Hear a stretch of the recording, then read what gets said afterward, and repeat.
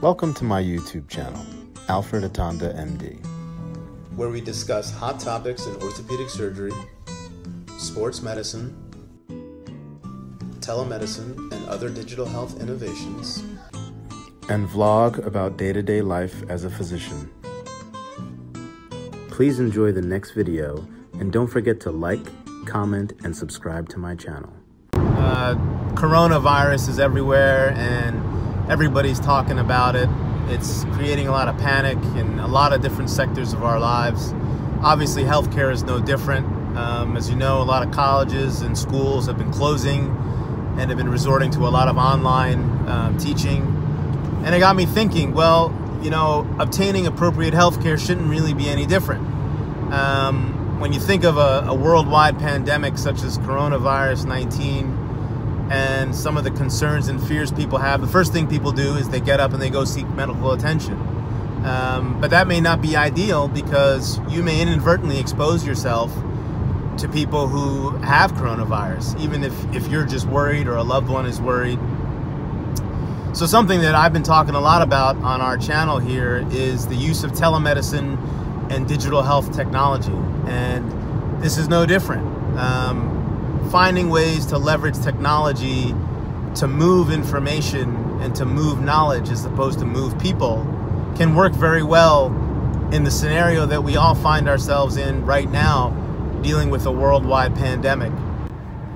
You may have some questions and concerns as to whether or not you should be tested for coronavirus 19. There's a lot of work being done in the physician telehealth and telemedicine space, creating guidelines and algorithms to determine who should go into a medical facility and be tested.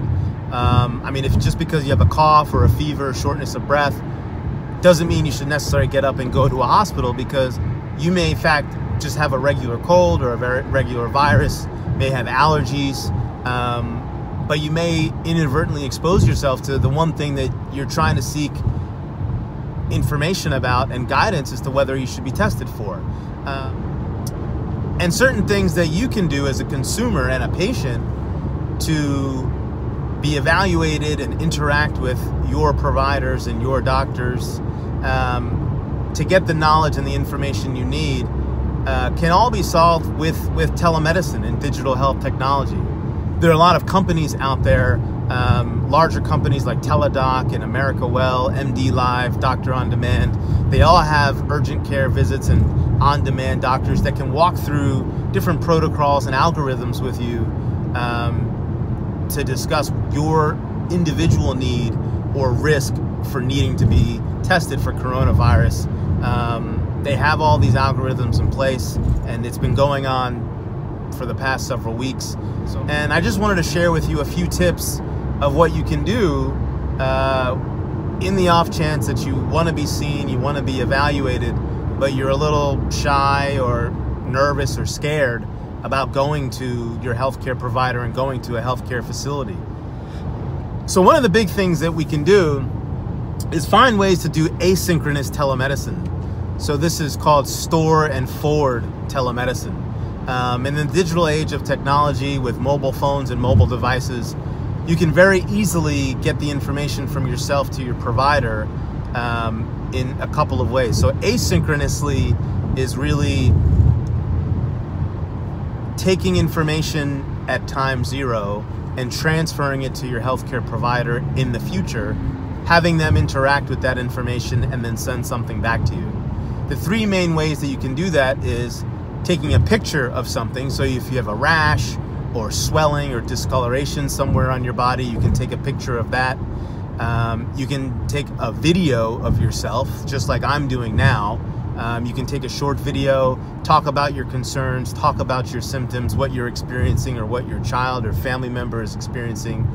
And then the last way is a simple email or a message where you can type out what your concern is or what your questions are. A lot of folks have healthcare providers that have some sort of different digital health technology platforms, but if your doctor doesn't, this is something that you can do to still get that information to them in a more informal way. You obviously want to make sure that whatever you send to them is de-identified, so you don't, inadvertently put out really pertinent health information that you don't want others to see, if you want it to remain in a private manner. But in a pinch, if you don't want to get up and go to the doctor, doing those sorts of things is an option. The other main version of telehealth and telemedicine is synchronous. So that's more along the lines of interacting with somebody in real time. So that's more of like a FaceTime visit or a Skype conversation or a Zoom conversation. This is a little bit more advanced, and not all healthcare providers have this option, but you may want to ask your doctor and your provider if this is something that they can do for you. So you would download an app, get on a platform, and you can interact with the doc in this manner, going back and forth, voicing your concerns, asking your questions. And these are all things that you can do to help keep yourself out of the healthcare facilities, unless it's something urgent, obviously, then by all means you should go. But if you have a concern, if you have a question, utilizing telemedicine in a situation that we're in now can be very useful, because you don't have to inadvertently expose yourself to undue risk. You don't have to go anywhere. You don't have to put your family members at risk. But as we think about how life is going to be in the next few weeks, maybe even the next few months, staying out of large crowded areas and sporting events and concerts and things of that nature is what a lot of folks are already doing. But you also may want to stay away from healthcare facilities, obviously, unless you have something emergent that needs direct attention. So hopefully this helps generate some discussion and give some ideas about how you can seek medical attention in ways that minimizes your risk and exposure of coronavirus 19. Thanks for tuning in.